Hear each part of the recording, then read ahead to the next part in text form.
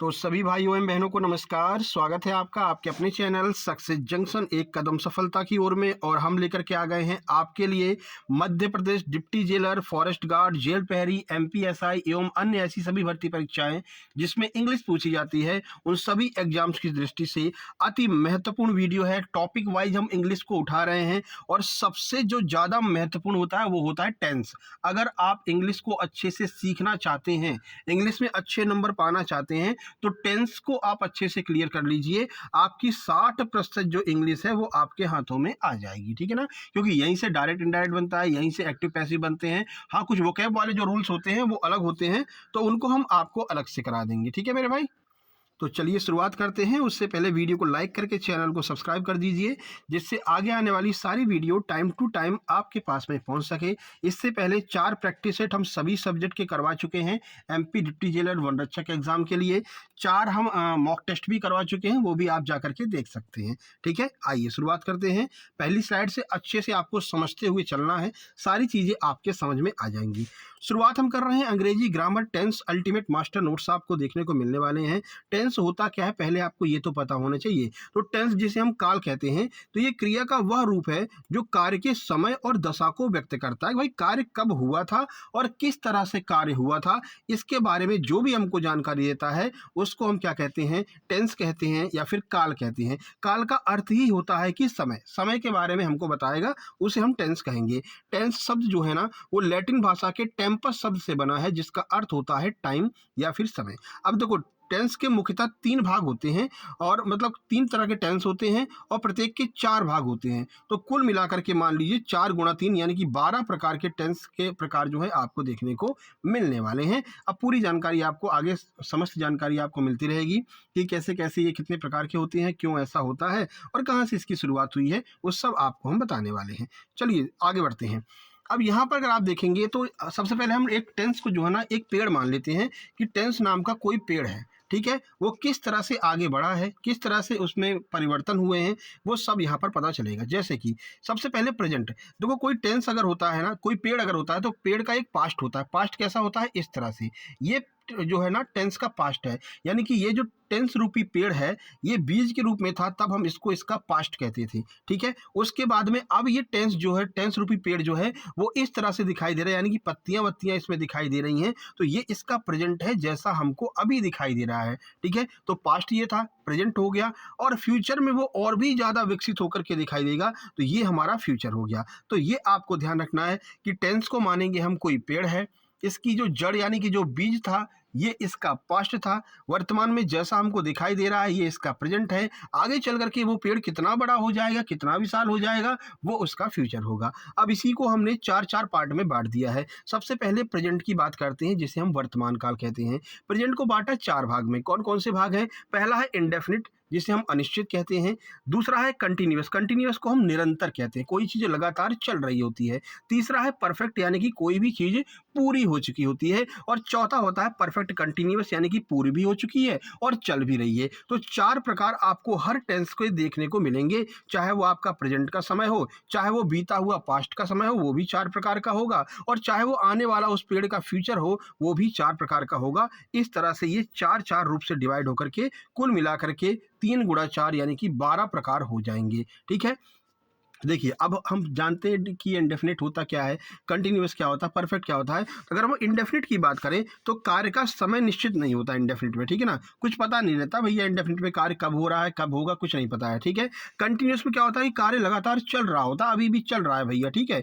Perfect में होता है भाई कार्य जो है ना वो पूरी तरह से समाप्त हो चुका है। और चौथा है परफेक्ट कंटिन्यूअस, तो समय के साथ साथ में भी कार्य चल रहा होता है। यानी कि यहाँ पर जो परफेक्ट कंटिन्यूअस कहीं पर भी आपको लिखा मिलेगा, तो परफेक्ट कंटिन्यूअस में आपको समय भी दिया रहेगा, यानी कार्य चल भी रहा होगा और समय भी आपको दिया रहेगा, यानी कार्य खत्म होने वाला होगा और चल भी रहा होगा, तो उसके लिए समय की आवश्यकता पड़ती है। तो जितने भी परफेक्ट कंटिन्यूअस वाले होंगे, चाहे वो प्रेजेंट परफेक्ट कंटिन्यूअस हो, चाहे वो पास्ट परफेक्ट कंटिन्यूअस हो, चाहे वो फ्यूचर परफेक्ट कंटिन्यूअस हो, यहाँ पर आपको हमेशा हमेशा समय दिया रहेगा। अब वो समय सिंस फॉर के साथ में किसका किसका प्रयोग करते हैं वो भी आगे हम आपको बता देंगे, ठीक है।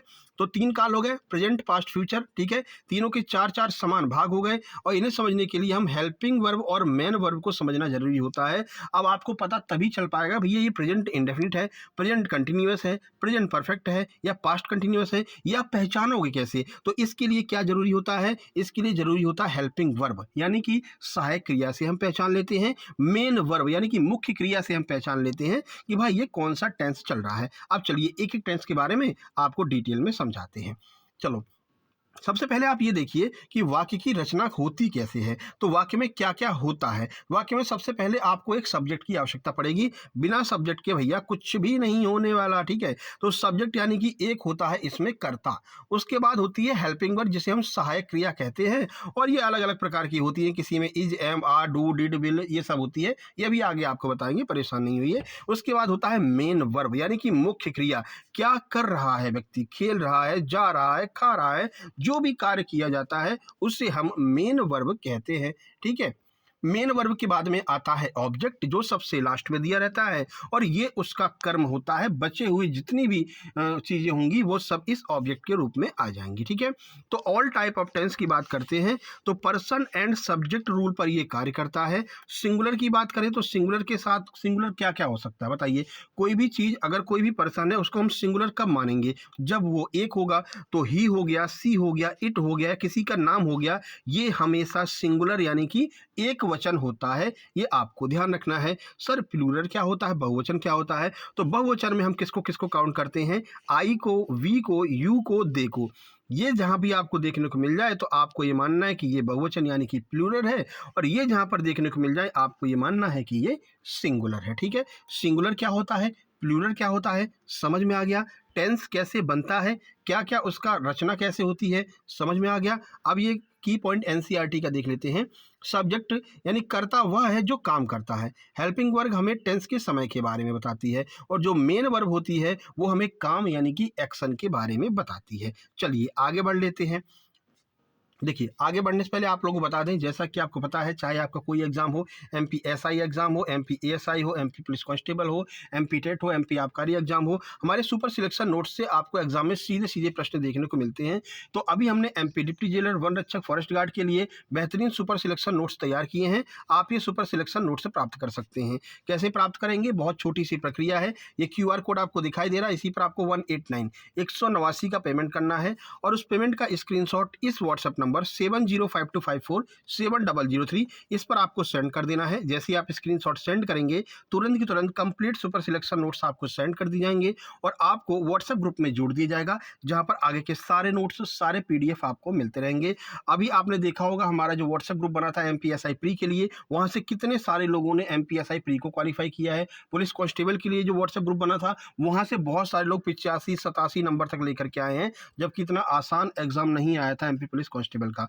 ऐसा क्यों होता है, क्योंकि हम MP जो ESB एपटेक है तो एपटेक के लेटेस्ट पैटर्न को फॉलो करते हैं। भाई एपटेक अगर करा रही है तो एपटेक रिसेंट में क्या पूछ रही है। अभी आपने लास्ट मॉक टेस्ट देखी होगी, मॉक टेस्ट नंबर 4, उसमें हमने क्या किया था, 24 मार्च को जो एग्जाम हुआ हेड कांस्टेबल और MPASI कंप्यूटर वाला, अभी 24 मार्च को उसके प्रश्न हमारे पास में आ गए थे, तो मॉक टेस्ट में हमने उन प्रश्नों को दे दिया था, है ना। तो एकदम लेटेस्ट पैटर्न को हम यहाँ पर पकड़ते हैं, उसी आधार पर हम नोट्स बनाते हैं, जिससे कि ज्यादा से ज्यादा सिलेक्शन यहाँ से होते हैं, ठीक है। एकदम करंट की चीजें आपको यहाँ पर मिलती हैं। क्या क्या मिलेगा, तो सारे सब्जेक्ट जितने भी हैं आपके, चाहे वो MPG के हो, GK GS, current affair, math हो, हिंदी हो, इंग्लिश हो, इन सब के कंप्लीट नोट्स रहेंगे, सबके प्रैक्टिस सेट मिलेंगे, और सबकी जो मॉक टेस्ट हमने कराई है वो मॉक टेस्ट की भी PDF आपको मिलेगी, और ये जो टॉपिक वाइज हम करा रहे हैं ना, इस टॉपिक वाइज की भी PDF आपको उसी ग्रुप में मिलने वाली है। और जो करंट सीरीज चल रही थी इसमें हम MP और इंडिया दोनों के करंट को एक साथ में कवर कर रहे थे, उसकी भी PDF आपको वहां पर मिल जाएगी, ठीक है। इतनी सारी चीजें एग्जाम के लास्ट दिन तक आपको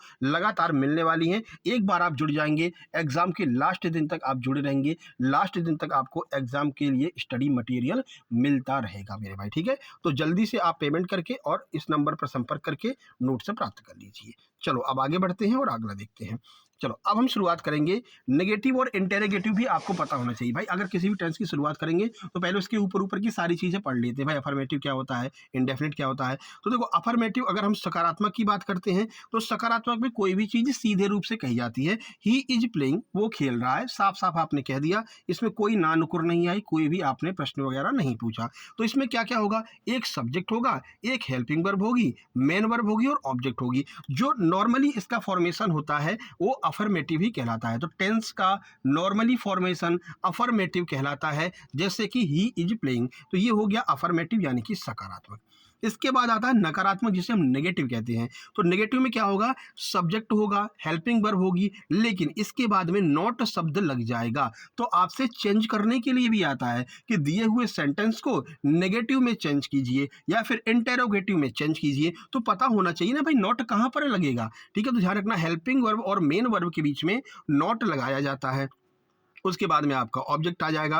तो ही इज नॉट प्लेइंग, ठीक है, नॉट शब्द लग गया तो ध्यान रखना ये आपका नेगेटिव हो जाएगा। फिर आता है इंटेरोगेटिव जिसे हम प्रश्नवाचक कहते हैं। दो तरह का प्रश्नवाचक होता है, लेकिन आपके एग्जाम में फर्स्ट इंटेरोगेटिव ही सबसे ज्यादा पूछा जाता है। इसमें क्या होगा, तो इसमें जो हेल्पिंग वर्ब है ना ये आगे से उठ करके आगे आ जाएगी, यानी सब्जेक्ट के आगे आ जाएगी हेल्पिंग वर्ब। ठीक है, तो हेल्पिंग वर्ब रहेगी, फिर सब्जेक्ट आएगा, फिर मेन वर्ब आएगा, ऑब्जेक्ट आएगा और वाक्य के लास्ट में आपको प्रश्नवाचक चिन्ह जरूर देखने को मिलेगा। ये कॉमन एरर में आ सकता है, अगर प्रश्नवाचक चिन्ह नहीं लगा है तो कॉमन एरर हो जाएगा। तो ये क्या हो जाएगा, इज ही प्लेइंग, क्या वो खेल रहा है। तो ये आपका फर्स्ट इंटरोगेटिव हो गया। अब यहीं बीच में अगर क्या क्यों शब्द आ जाए बीच में कि वह वहां पर क्यों खेल रहा है, तो जो प्रश्नवाचक शब्द होगा ना वो हेल्पिंग वर्ब के भी आगे आ जाएगा। तो ये आपका सेकंड आपका इंटरोगेटिव हो जाएगा। तो उसके लिए ज्यादा परेशान नहीं होना है, प्रश्नवाचक शब्द आए तो उसको आगे उठा करके रख दो। ठीक है, चलो अब यहाँ पर देख लेते हैं ब्रीफ में। हर पेज का ब्रीफ आपको नीचे दिया रहेगा। ठीक है, देखिए नेगेटिव बनाने के लिए हमेशा हेल्पिंग वर्ब के बाद में नॉट लगाएं।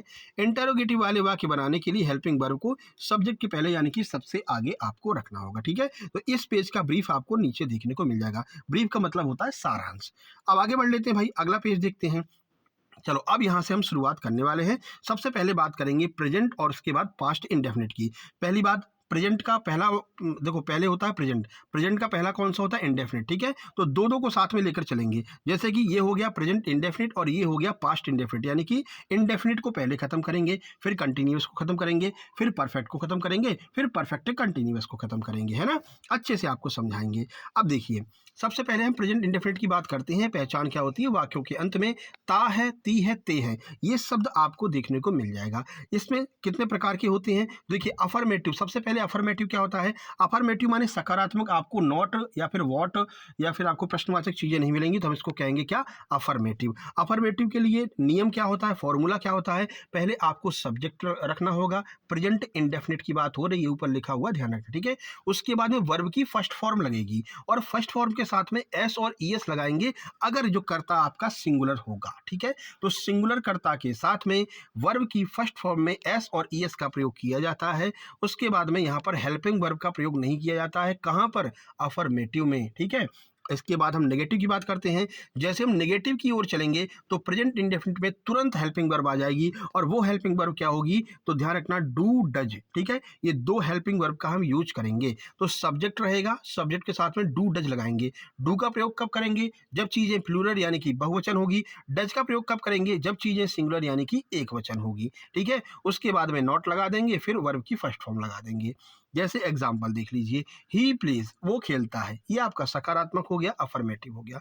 ही डज नॉट प्ले, वो नहीं खेलता है। ठीक है, तो ये आपका नेगेटिव हो गया। ठीक है, अगर आपसे पूछते हैं कि भैया इंटरोगेटिव, कोई दिक्कत नहीं है, डज को आगे लगा दीजिए तो बता के ही आए हैं। अब इंटरोगेटिव को बार बार तो बताना नहीं है। ठीक है, तो इंटरोगेटिव में क्या करेंगे, डज को आगे लगा देंगे। ठीक है, उसमें अगर प्रश्न और पूछ रहा है क्या क्यों क्यों किस लिए शब्द दिया है तो उस शब्द को भी उठा करके और आगे लगा दो बस। ठीक है, लेकिन लेटेस्ट आपके में इस तरह के प्रश्न पूछे जाते हैं ना, वो ज्यादा इंटरोगेटिव पूछते हैं। अगर बहुत पूछेंगे इंटरोगेटिव तो फर्स्ट इंटरोगेटिव ही आपके एग्जाम में पूछा जाता है, तो परेशान नहीं होना। देखो पढ़ना क्या है ये भी आपको पता होना चाहिए। पूरा ग्रंथ नहीं पढ़ना है ना, जो आपके एग्जाम की दृष्टि से महत्वपूर्ण है उसको खत्म करना है। तो ये आपका प्रेजेंट इंडेफिनिट होता है यहाँ पर खत्म। अब हम चलते हैं पास्ट इंडेफिनिट की ओर। पास्ट इंडेफिनिट पे क्या होगा, तो ता, था, आ, ई, या ये शब्द आपको लास्ट में देखने को मिलेंगे, ठीक है। जैसे कि वो खेला, वो गया, वो रोया, वो खाया, इस तरह के शब्द आपको देखने को मिलेंगे। अफर्मेटिव क्या होगा इसमें, तो पास्ट इंडेफिनिट का अफर्मेटिव यानी कि जो सिंपल पास्ट जिसे हम कहते हैं, उसमें क्या होगा, एक सब्जेक्ट होगा, वर्ब की सेकेंड फॉर्म होगी, कोई भी हेल्पिंग वर्ब नहीं देखने को मिलेगी, केवल दो चीजें मिलेंगी, सब्जेक्ट मिलेगा, वर्ब की सेकेंड फॉर्म होगी, ठीक है। अब ये तो पता होगा ना वर्ब की सेकेंड फॉर्म क्या होती है, गो, वेंट, गॉन। गो फर्स्ट है, वेंट सेकेंड है, गॉन थर्ड है, ठीक है।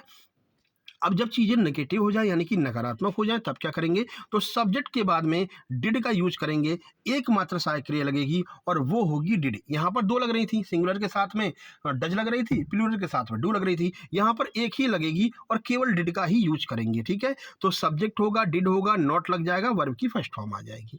डिड हमेशा वर्ब, डिड के साथ हमेशा वर्ब की फर्स्ट फॉर्म आती, ध्यान रखना। कई गलती से आप ये मत समझ जाओ सर ने अफर्मेटिव में वर्ब की सेकेंड फॉर्म बताई थी तो भैया डिड बेशक लग जाए, नेगेटिव बेशक हो जाए, वर्ब की सेकंड आएगी, ध्यान रखना। नहीं, अगर डिड लगा हुआ है, कहीं पर भी डिड लगा मिल जाए, डिड के साथ में हमेशा वर्ब की फर्स्ट फॉर्म आएगी, ध्यान रखना है आपको। एग्जांपल देख लो, ही प्लेड, वो खेला, ठीक है। ही डिड नॉट प्ले यानी कि वो नहीं खेला, है ना। तो यहाँ पर क्या हो गया, प्ले हो गया, यहाँ पर सेकंड फॉर्म थी लेकिन यहाँ पर फर्स्ट फॉर्म लगेगी। तो डिड के साथ में हमेशा फर्स्ट फॉर्म आती है, यह आपको ध्यान रखना है। सिंगुलर के साथ में डज आएगी प्रेजेंट इंडेफिनिट में, प्लूरल के साथ में डू आएगी प्रेजेंट इंडेफिनिट में, ये भी हमने आपको बता दिया, यहाँ पर इसको फिट कर लेना। अब इसका ब्रीफ देख लेते हैं। अफर्मेटिव वाक्यों में प्रेजेंट इंडेफिनिट और पास्ट इंडेफिनिट में हेल्पिंग वर्ब नहीं होती है।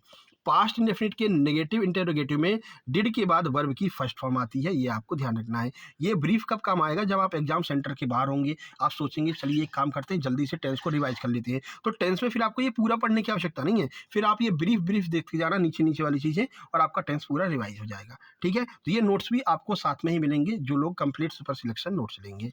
चलिए आगे बढ़ लेते हैं। चलो अब हम फ्यूचर इंडेफिनिट की बात कर लेते हैं। तीसरा इंडेफिनिट कौन सा होगा, फ्यूचर इंडेफिनिट, जिसे हम भविष्य अनिश्चित कहते हैं, ठीक है। देखिए इसका आइडेंटिफिकेशन रूल क्या होता है, कैसे पहचानेंगे, तो वाक्यों के अंत में गा, गी, गे आता है। अब ये ध्यान रखना, ये आपके एग्जाम में नहीं आएगा, आपके एग्जाम में ऐसा तो है नहीं कि हिंदी में दिया रहेगा, ये केवल आपको समझने के लिए बता रहे हैं, ठीक है। अब देखो, अब इसका फॉर्मूला क्या होगा, पहली बात इसमें एक सब्जेक्ट होगा, याद रखना सहायक क्रिया के रूप में विल और सेल का प्रयोग करते हैं। अब ये विल सेल का प्रयोग कहाँ करते हैं ये अभी आपको बताते हैं। उसके बाद में वर्ब की फर्स्ट फॉर्म आएगी, फ्यूचर इंडेफिनिट में हमेशा वर्ब की फर्स्ट फॉर्म आती है, उसके बाद में ऑब्जेक्ट आ जाएगा। चलो अब पहले हम देख लेते हैं कि definition of will versus shall, will और सेल कहाँ पर यूज करेंगे। तो जो ओल्ड ग्रामर रूल था, जो पहले पढ़ाते थे, उसमें कहते थे आई और वी के साथ में सेल लगाओ, बाकी सबके साथ में विल लगाओ। लेकिन अब जो नया रूल आया है, नए रूल में आपको सब के साथ में केवल और केवल विल का ही यूज किया जाएगा, ऑल सब्जेक्ट के साथ में, और यही नियम एप्टेक भी फॉलो करती है। तो आपको ध्यान रखना है कि भाई फ्यूचर इंडेफिनिट में हमेशा विल का यूज होगा, सेल का यूज नहीं होता है, ठीक है। अब इसी तरह के प्रश्न आने वाले हैं, ओल्ड ग्रामर अब नहीं पूछी जाती है ना। चलो अब हम यहाँ पर देख लें, जैसे मैं तुम्हारी मदद करूंगा, ये क्या हो गया, पॉजिटिव हो गया, ठीक है। तो क्या हो जाएगा, आई विल हेल्प यू, मैं तुम्हारी मदद करूंगा, भाई ये आपका सब्जेक्ट आ गया, ये हेल्पिंग वर्ब आ गई, ये आपकी क्रिया आ गई और ये ऑब्जेक्ट आ गया, ठीक है। इसके बाद में मैं तुम्हारी मदद नहीं करूंगा, कोई दिक्कत नहीं है, विल के बाद में नॉट लगा दीजिए, I will not help you. अगर आ जाए क्या मैं तुम्हारी मदद करूंगा, कोई दिक्कत नहीं, इस विल को उठाकर आगे लिख दो, विल आई हेल्प यू हो जाएगा, और लास्ट में आपको प्रश्नवाचक चिन्ह जरूर लगाना होगा, ठीक है। तो ये आपका फ्यूचर इंडेफिनिट के तीनों प्रकार हमने आपको समझा दिए, सिंपल, नेगेटिव, इंटेरोगेटिव। इसी से आइडिया लगा करके आपको प्रेजेंट और पास्ट का भी अपने हिसाब से सेट कर लेना है। अब देखो ब्रीफ देख लेते हैं। तो फ्यूचर टेंस में हमेशा हेल्पिंग वर्ब मौजूद रहती है, चाहे वो अफर्मेटिव हो चाहे नेगेटिव हो, तीनों में आपको हेल्पिंग वर्ब जरूर मिलेगी, और केवल विल लगाना है, ध्यान रखना है। विल या सेल के बाद हमेशा वर्ब की फर्स्ट फॉर्म, बेस फॉर्म का प्रयोग किया जाता है, यह भी आपको ध्यान रखना है, ठीक है भाई। तो तीनों टेंस के इंडेफिनिट यहाँ पर समाप्त होते हैं। अब आगे बढ़ लेते हैं, अब हम बात करते हैं कंटिन्यूअस की, और कंटिन्यूअस में सबसे पहले बात करेंगे प्रेजेंट कंटिन्यूअस। तो चलिए प्रेजेंट कंटिन्यूअस की बात करते हैं। देखिए तो यहाँ पर सब्जेक्ट होगा, तो कंटिन्यूअस में होता क्या है, कंटिन्यूअस में हम यहाँ पर तीनों कंटिन्यूअस पढ़ लेंगे। कंटिन्यूअस में सब्जेक्ट होगा, टाइम होगा, उसके बाद हेल्पिंग वर्ब होगी और वर्ब के फर्स्ट फॉर्म के साथ में आईएनजी लगा होगा। कहीं पर भी आईएनजी लगा मिल जाए समझ लीजिए भैया ये तो कंटिन्यूअस का है। ठीक है, देखिए ऑल टाइप ऑफ जो टेंस होते हैं उसमें सहायक क्रिया के रूप में किसका किसका प्रयोग करते हैं? इज एम आर का प्रयोग करते हैं प्रेजेंट कंटिन्यूअस में। ठीक है, वाज वर का प्रयोग करते हैं पास्ट कंटिन्यूअस में और विल के साथ में बी लगा देते हैं फ्यूचर कंटिन्यूअस में। आइए अब हम यहाँ पर देख लेते हैं। वही एम जो होगा वो हमेशा आई के लिए होगा, इज सिंगुलर के लिए, आर प्लूरल के लिए, वाज हमेशा जो है आई के साथ में होगा, यानी कि वाज जो है वो आपका सिंगुलर के साथ में होगा और वर जो है वो प्लूरल के साथ में होगा। ध्यान रखना यहाँ पर आई को एक वचन ही माना जाता है, वॉच का प्रयोग ही आई के लिए भी करते हैं। नेगेटिव में विल और बी, ये तो अभी आगे पढ़ते हैं, पहले यहाँ देख लेते हैं। चलो अब हम सबसे पहले पढ़ेंगे प्रेजेंट कंटिन्यूअस टेंस। इसकी पहचान होगी रहा है, रही है, वाक्यों के अंत में मिलेगा। हेल्पिंग वर्ब क्या होगी? इज, एम और आर का प्रयोग करेंगे। ठीक है, जैसे कि ही इज प्लेइंग, ठीक है, वो खेल रहा है, तो ये नॉर्मली प्रेजेंट कंटिन्यूअस हो गया। बात करते हैं पास्ट कंटिन्यूअस की। पहचान होगी रहा था, रहे थे। ठीक है, अब यहाँ पर हेल्पिंग वर्ब वाज और वर का यूज करेंगे। एग्जाम्पल देख लीजिए, ही वाज प्लेइंग, वो खेल रहा था, नॉर्मली। ठीक है, ये आपका पास्ट कंटिन्यूअस हो गया। फ्यूचर कंटिन्यूअस देख लीजिए, रहा होगा, रही होगी, ये आपको देखने को मिलेगा फ्यूचर कंटिन्यूअस में पहचान के लिए। हेल्पिंग वर्ब विल बी जो है वो हेल्पिंग वर्ब के रूप में यूज होगी, हमेशा विल बी लगा है, समझ लीजिए फ्यूचर कंटिन्यूअस है। अब एग्जाम्पल देख लीजिए, ही विल बी प्लेइंग, यानी कि वो खेल रहा होगा। अब अगर आपको इसका नेगेटिव बनाना है तो वही सिंपल बता क्या है, नेगेटिव में क्या होगा? नेगेटिव में विल और बी के बीच में नॉट का प्रयोग करेंगे। यहाँ पर ध्यान रखना है कि यहाँ पर जो है ना, देखो अभी तक क्या हो रहा था कि हेल्पिंग वर्ब के बाद में नॉट का प्रयोग कर दे रहे थे, हेल्पिंग वर्ब के बाद में नॉट का प्रयोग कर दे रहे थे, लेकिन इस वाले टेंस में ध्यान रखना विल और बी के बीच में नॉट का प्रयोग करेंगे। ठीक है, बार बार तो बताना नहीं है कि भाई नॉट लगाना हो तो क्या करेंगे या इंटेरोगेटिव बनाना हो तो क्या करेंगे, एक बार ही आपको बता दिया है। फर्स्ट इंटेरोगेटिव में आपको जो हेल्पिंग वर्ब है आगे लेकर के आ जाना है। इसी तरह से यहाँ पर भी अगर कोई फर्स्ट इंटेरोगेटिव बने तो इस इज को आप आगे कर लीजिए। कह रहा भाई क्या हुआ, खेल रहा है, तो इज आगे आ जाएगा। वो नहीं खेल रहा है तो यहाँ पर इज नॉट हो जाएगा। ये बार बार बताने की कोई चीज़ें नहीं है ना, आपको केवल और केवल इस पर फोकस करना है, क्योंकि यही आगे चल करके आपके active voice, passive voice, direct, indirect, इन सब में ये काम आने वाला है। चलो ब्रीफ देख लो। कंटिन्यूअस टेंस का मतलब होता है काम का जारी रहना, कार्य लगातार हो रहा होता है। इसमें हमेशा मेन वर्ब की आईएनजी फॉर्म का यूज किया जाता है। कौन सी? आईएनजी फॉर्म का यूज किया जाता है मेन वर्ब की, ध्यान रखना है। ठीक है, चाहे टेंस कोई भी हो, लेकिन कंटिन्यूअस अगर लग गया तो आईएनजी फॉर्म का यूज किया जाएगा। चलो आगे बढ़ते हैं। देखिए यहाँ पर अब हम परफेक्ट की बात कर लेते हैं। परफेक्ट में क्या करेंगे? Present perfect, past perfect, future perfect. ठीक है, सबसे पहले परफेक्ट का फॉर्मेशन क्या होता है? सब्जेक्ट होगा, सब्जेक्ट के बाद में हैज और हैव आएगा प्रेजेंट में, हैड आएगा पास्ट में और विल हैव आएगा फ्यूचर में। ठीक है, वर्ब की थर्ड फॉर्म, ध्यान रखना हमेशा परफेक्ट में वर्ब की थर्ड फॉर्म ही आएगी। ठीक है, उसके बाद में आपका ऑब्जेक्ट आ जाएगा। यहाँ पर देख लेते हैं प्रेजेंट परफेक्ट की अगर हम बात करते हैं, इसकी पहचान होगी चुका है, लिया है, दिया है। जैसे एग्जाम्पल देख लीजिए, हेल्पिंग वर्ब यहाँ पर ध्यान रखना हैज और हैव का प्रयोग होगा। हैज आएगी आपकी सिंगुलर के लिए, हैव आएगी आपकी प्लूरल के लिए। अब ऐसा मत करना कि सर यहाँ पर लिख के बताओ, ऐसा लिखने की आवश्यकता नहीं भाई, इतना तो आप पढ़े लिखे हैं ना। आप कक्षा 10 के मतलब कक्षा 6, 7, 8 के स्टूडेंट थोड़ी है कि आपको लिख करके बताएं भाई हैज यहाँ पर सिंगुलर, हैव यहाँ पर प्लूरल, इतना आप समझ सकते हैं ना।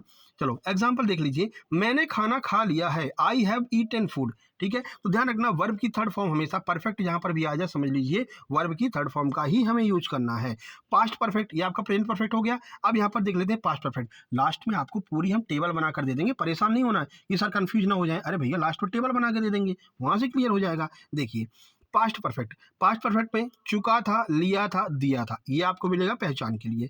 हेल्पिंग वर्ब के रूप में हैड का प्रयोग करेंगे। ऑल सब्जेक्ट चाहे वो सिंगुलर हो प्लूरल हो, हमेशा हैड का प्रयोग करेंगे। एग्जाम्पल देख लीजिए, मैंने खाना खा लिया था, आई हैव ईटन फूड। ठीक है, ये आपका हैव का प्रयोग हो जाएगा। बात करते हैं फ्यूचर परफेक्ट की। इसमें पहचान होगा चुका होगा, लिया होगा, दिया होगा, ये आपका हो जाएगा फ्यूचर परफेक्ट। हेल्पिंग वर्ब के रूप में विल हैव का प्रयोग करेंगे। एग्जाम्पल देख लीजिए, मैं खाना खा चुका हूँ, I will have eaten food, मैं खाना खा चुका हूँगा। ठीक है, वैसे इसका प्रयोग बहुत कम होता है, लेकिन आपके लिए भाई जानना हर चीज के लिए जरूरी है। अब हम यहाँ पर ब्रीफ देख लेते हैं की पॉइंट एनसीईआरटी का। परफेक्ट टेंस में काम 100% पूरा हो चुका होता है, तो ये आपको ध्यान रखना है। परफेक्ट टेंस जो होगा ना, कार्य पूरी तरह से समाप्त हो चुका होगा और हमेशा हमेशा मेन वर्ब की थर्ड फॉर्म का यूज किया जाएगा। ठीक है, तो गो, वेंट, गॉन, ये 3 मान लीजिए। तो ये गॉन वाले का प्रयोग हमेशा परफेक्ट टेंस में होगा। कोई भी परफेक्ट हो, present perfect, past perfect, future perfect, हमेशा वर्ब की थर्ड फॉर्म का यूज किया जाएगा मेरे भाई। आगे बढ़ते हैं। अब देखो, अब यहाँ पर आपको फ्यूचर मतलब परफेक्ट कंटिन्यूअस पढ़ने से पहले एक बार हमको टाइम रूल देख लेना है कि भाई ये सिंस और फॉर का यूज कहाँ पर करते हैं। तो पहले टाइम रूल देख लीजिए, क्योंकि टाइम रूल का प्रयोग आपको present perfect continuous, past perfect continuous, future perfect continuous में देखने को मिलेगा। चलिए, तो सिंस का प्रयोग करते हैं और फॉर का प्रयोग करते हैं टाइम को बताने के लिए। सिंस का प्रयोग कहाँ पर करते हैं? तो सिंस का प्रयोग निश्चित समय के लिए, पॉइंट ऑफ टाइम यानी कि निश्चित समय के लिए सिंस का प्रयोग करते हैं। ठीक है, स्टार्टिंग पॉइंट यानी कि यू नो एग्जैक्टली, यानी कि आप जानते हो कि भाई वो जो समय है ना उसके बारे में हमको पता है। जैसे सिंस मॉर्निंग, मॉर्निंग भाई आज सुबह से पढ़ रहा है तो एक ही मॉर्निंग होती है, हजारों मॉर्निंग नहीं होती है, एक दिन में एक ही मॉर्निंग होती है, तो हमको पता है भैया। ठीक है, या फिर क्लॉक का टाइम दिया गया हो तो भी आप कर सकते हो, जैसे कि सिंस 1998, तो 1998 एक ही 1998 है। ऐसा नहीं कि ईसा मसीह के टाइम का 1998 और अकबर के टाइम का 1998 अलग है। 1998 एक ही है, तो ये पॉइंट ऑफ टाइम हो जाएगा। उसके बाद सिंस मंडे, सिंस मंडे मतलब कि आज जो मंडे बीत चुका है ना उसी के बारे में बोला, भाई मंडे से पढ़ रहा हूँ तो सिंस मंडे के साथ में जो है, मंडे के साथ में हमेशा सिंस लगेगा। उसके बाद में सिंस 4 o'clock, 4 बजे से पढ़ रहा हूँ, तो ये भी आपका सिंस यानी कि पॉइंट ऑफ टाइम को दर्शाएगा, निश्चित समय को दर्शाएगा जो घड़ी की टाइमिंग होती है। तो सर अनिश्चित समय क्या होता है ये देख लीजिए, इसे हम कहते हैं पीरियड ऑफ टाइम या फिर ड्यूरेशन। ठीक है, जैसे कि कितने समय से, हाउ लॉन्ग, कितने समय से कोई काम हो रहा है वो आप अगर बताएंगे तो फॉर का प्रयोग करेंगे। जैसे फॉर 2 आवर्स, अब नहीं पता भैया कौन से 2 आवर्स हैं, 2 से 4 बजे के बीच के 2 आवर्स हैं या 4 से 6 बजे के बीच के 2 आवर्स हैं, तो यहाँ पर हमको पता नहीं है भाई कौन से 2 आवर्स हैं, तो भी हम यहाँ पर फॉर का प्रयोग करेंगे। फॉर 5 डेज, अब ये कौन से 5 दिन है ये हमको नहीं पता भैया, इस महीने के 5 दिन है, पिछले महीने के 5 दिन है या फिर इस सप्ताह के 5 दिन है, तो हमें कंफर्म पता नहीं है, तो यहाँ पर फॉर का प्रयोग करेंगे। फॉर मैनी ईयर्स, अब ये मैनी ईयर्स कौन से मैनी ईयर्स नहीं पता भैया, तो यहाँ पर आप फॉर का प्रयोग करेंगे। सिंस और फॉर में क्या डिफरेंस है समझ में आ गया। की पॉइंट देख लीजिए एनसीईआरटी का, सिंस शुरुआत का बिंदु यानी कि पॉइंट ऑफ टाइम को बताता है, फॉर समय की टोटल अवधि, कुल डायरेक्शन को बताता है। परफेक्ट कंटिन्यूअस टेंस में समय बताने के लिए इसका प्रयोग अनिवार्य रूप से होता है। परफेक्ट कंटिन्यूअस जहां पर भी आपको देखने को मिलेगा हमेशा आपको टाइम दिया रहेगा और उस टाइम को दर्शाने के लिए सिंस और फॉर का यूज किया जाएगा। तो सिंस फॉर के बारे में आपको पता होना चाहिए मेरे भाई। चलो आगे बढ़ लेते हैं।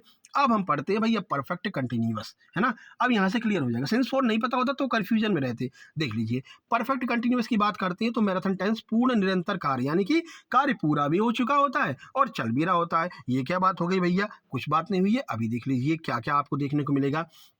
तो से रहा है ये आपको प्रेजेंट में मिलेगा, से रहा था ये आपको पास्ट में मिलेगा, से रहा होगा ये आपको फ्यूचर में मिलेगा, यानी कार्य पास्ट में शुरू होगा और अभी भी चल रहा होगा, इसीलिए तो टाइम दिया जाता है ना।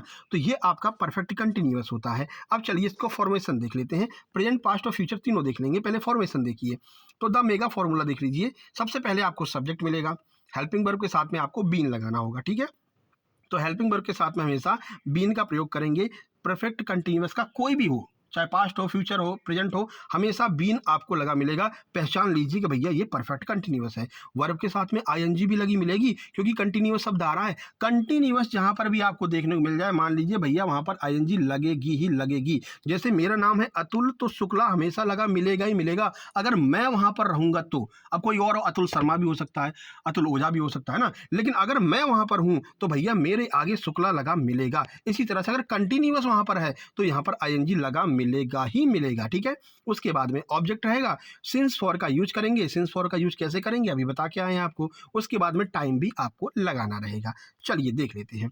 अब देखो सबसे पहले बात करेंगे प्रेजेंट की, तो present perfect continuous, past perfect continuous, future perfect continuous. ठीक है, तो प्रेजेंट की बात करेंगे, इसमें हैज हैव के साथ में बीन का प्रयोग करेंगे। एग्जांपल देख लीजिए, he has been studying since 8 AM। अब ये 8 बजे का टाइम पता ना, जब भी घड़ी में टाइम दिया बताया जाए कि 8 बज रहे हैं, 10 बज रहे हैं, घड़ी में बज रहे हैं, तो आप सिंस का प्रयोग करेंगे। तो he has been studying since 8 AM, ये 8 AM यानी कि वो 8 बजे से पढ़ रहा है। पास्ट की बात करेंगे तो हैड बीन का प्रयोग करेंगे। भाई हैड उसकी हेल्पिंग वर्ब है, बीन तो हमको लगाना पड़ेगा क्योंकि परफेक्ट कंटिन्यूअस है। तो he had been studying since 8 AM, यानी कि वो 8 बजे से पढ़ रहा था। ठीक है, उसके बाद फ्यूचर की बात करेंगे तो सबसे बड़ी सहायक क्रिया आ जाती है यहाँ पर, विल हैव बीन। इसका एग्जाम्पल देख लीजिए, he will have been studying for 2 hours. कौन से 2 घंटे से पढ़ रहा है हमको नहीं पता भैया, टाइम नहीं बता रहे हैं कौन सा 2 घंटा है, इसलिए he will have been studying for 2 hours यहाँ पर हो जाएगा। तो समझ में आ गया, present perfect, past perfect continuous, future perfect continuous अच्छे से समझ में आ गया। ध्यान रखना, देखो हैज नॉट बीन, और मतलब अगर नॉट की बात की जाए कि नॉट को कहाँ पर लगाएंगे, तो ये आप ध्यान रखना कि हैव के बीच में, यानी बीन से पहले नॉट का प्रयोग करेंगे, ठीक है। यहाँ पर हो जाएगा has not been, have not been, जो भी बीन आएगा बीन के पहले आप नॉट का प्रयोग कर देंगे अगर नेगेटिव पूछा जाए। चलिए अब ब्रीफ देख लेते हैं। तो कंटिन्यूअस टेंस जैसा ही, बस इसमें समय दिया रहता है, समय इसमें जुड़ जाता है और समय जुड़ने की वजह से हम यहाँ पर बीन का प्रयोग करते हैं, बीन को हमें लगाना पड़ता है, ठीक है। तो ध्यान रखना। आगे ध्यान दें, वह खेल रहा है जो कंटिन्यूअस में होगा, लेकिन 2 घंटे अगर लग गए तो ये परफेक्ट कंटिन्यूअस बन जाता है। बस इतना ही इसमें डिफरेंस है, ज़्यादा आपको परेशानी होना है। भाई आईएनजी कंटिन्यूअस में भी मिल रही थी, यहाँ पर भी आईएनजी कंटिन्यूअस में भी मिल रही है, लेकिन केवल चेंज क्या हो रहा है कि वो टाइम दे रहा है, इस वजह से हम बीन लगा दे रहे हैं। टाइम नहीं देता तो हम हेल्प के साथ में आईएनजी लगा देते, बाकी सारा वही रहता, ठीक है। आ गया समझ में? तीनों समझ में आ गया, चारों आपको अच्छे से आ गया ना भाई। प्रेजेंट, पास्ट, परफेक्ट, इनके 4 प्रकार होते हैं। कौन कौन से प्रकार होते हैं, क्या क्या नियम होते हैं, वो सब हमने आपको बता दिए। तो एक बार इस लिस्ट को देख लीजिए और आराम से आप बताते चलिए। अल्टीमेट टेंस मैट्रिक्स देख लीजिए, indefinite, continuous, perfect, perfect continuous. पढ़ना कैसे है वो देखो। पहले देखो, पहले पढ़ोगे आप प्रेजेंट, पहले पढ़ोगे प्रेजेंट, बोलोगे प्रेजेंट इंडेफिनिट, फिर उसके बाद पढ़ोगे कि भाई ये इसका नियम है। बोलोगे पास्ट इंडेफिनिट, फिर पढ़ोगे पास्ट इंडेफिनिट का ये नियम है। कहोगे फ्यूचर इंडेफिनिट, फिर ये फ्यूचर इंडेफिनिट का नियम आ जाएगा, ठीक है। फिर पढ़ोगे प्रेजेंट कंटिन्यूअस, ये रहा कंटिन्यूअस का नियम। फिर कहोगे पास्ट कंटिन्यूअस, तो ये रहा पास्ट कंटिन्यूअस का नियम। फ्यूचर कंटिन्यूअस, तो ये रहा फ्यूचर कंटिन्यूअस का नियम। इस तरह से आपको पढ़ना है, इस लिस्ट को अच्छे से ध्यान रखना, ठीक है। तो मैच कैसे करना पड़ेगा, यहाँ से मैच करोगे, ये प्रेजेंट हो गया, ये इंडेफिनिट हो गया, तो इसके नियम यहाँ पर आ जाएंगे। ये पास्ट हो गया, ये इंडेफिनिट हो गया, इसके नियम यहाँ पर आ जाएंगे। जैसे आपको पढ़ना है पास्ट परफेक्ट, तो ये पास्ट हो गया, ये परफेक्ट हो गया, कहाँ पर मिल रहा है, यहाँ पर मिल रहा है, तो ये इसका नियम हो गया, ठीक है। इस तरह से आपको अच्छे से पढ़ लेना है। आपसे अगर हम कहें बताइए फ्यूचर परफेक्ट कंटिन्यूअस की सहायक क्रिया क्या होती है, जल्दी से कमेंट बॉक्स में कमेंट कर दीजिए, जल्दी से, तुरंत, इसमें आलस मत करना मेरे भाई, जल्दी से कमेंट बॉक्स में कमेंट करो और बताओ कि ये आपको समझ में आया कि नहीं आया। और ये ब्रीफ जो हमने आपको बताया था लास्ट में, ये भी आपको समझ में आया कि नहीं आया। तो इस चार्ट का आपको स्क्रीनशॉट ले लेना है, अपनी नोटबुक भी बना सकते हैं। ध्यान रखना, इसमें पूरा जो खेला होता है ना, इसलिए हमने इसको येलो और ग्रीन में दर्शा दिया है। पूरा का पूरा जो खेला होगा वो इसके वर्ब और मतलब मुख्य क्रिया पर ही होता है। तो येलो और ब्लू का खेल ही है पूरे टेंस में येलो और ब्लू का खेल है। तो इसको आप अच्छे से पढ़ लेना, अच्छे से अपने दिमाग में सेट कर लेना। और जो प्रश्न हमने आपसे पूछा है कि भाई फ्यूचर परफेक्ट कंटिन्यूअस की सहायक क्रिया क्या है, जल्दी से बता दीजिए, कमेंट बॉक्स में कमेंट करेंगे।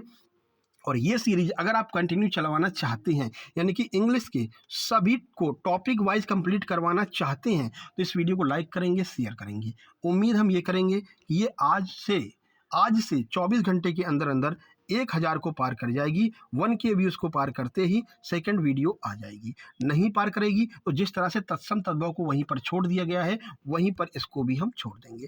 आपके घर में 10 मोबाइल हैं, कृपा करके कम से कम 7 मोबाइल में चला करके रख दीजिए। भाई 7 मोबाइल में 2-2 मिनट चला दीजिए मम्मी पापा के मोबाइल में, और अपने मोबाइल में आप इसको पूरा देख लीजिए। तो हमको सपोर्ट मिलेगा, है ना, वीडियो और लोगों तक भी पहुंचेगी, हमको भी लगेगा हाँ लोगों को पढ़ने में इंटरेस्ट है, तो हम और भी वीडियो बनाएंगे, ठीक है। बाकी नोट्स के लिए आपको बता रखा है, ये भी आपको नोट्स मिल जाएंगे। नंबर वही है 7052547003। इस पर आप व्हाट्सएप करके अपनी जानकारी प्राप्त कर सकते हैं। ये वीडियो कैसी लगी कमेंट बॉक्स में कमेंट करेंगे। मिलते हैं नेक्स्ट वीडियो में। अगला आपका हम कराएंगे करंट सीरीज का अगला टॉपिक आएगा, ठीक है। हम उम्मीद कर रहे हैं कि क्यों ना ऐसा करें कि विंध्य प्रदेश बहुत पूछा जा रहा है। अभी आपका एग्जाम 24 मार्च को है ना, विंध्य प्रदेश तो बहुत ज़्यादा पूछा, पूरा विंध्य प्रदेश के 4-5 क्वेश्चन पूछ लिए। तो एक बार ऐसा सोच रहे हैं विंध्य प्रदेश को कवर कर लिया जाए MPGK में, यहाँ से ज़्यादा प्रश्न आ रहे हैं। आपका क्या कहना है कमेंट बॉक्स में कमेंट करेंगे। और कौन सा टॉपिक आप अगला लेकर के आना चाहते हैं, क्या चाहते हैं, प्रैक्टिस सेट अगला लेकर के आएँ जो कि आपका होगा हिंदी का प्रैक्टिस सेट, या फिर अगली मॉक टेस्ट लेकर के आए, मॉक टेस्ट नंबर 5, ठीक है। मिलते हैं नेक्स्ट वीडियो में, तब तक के लिए नमस्कार, धन्यवाद।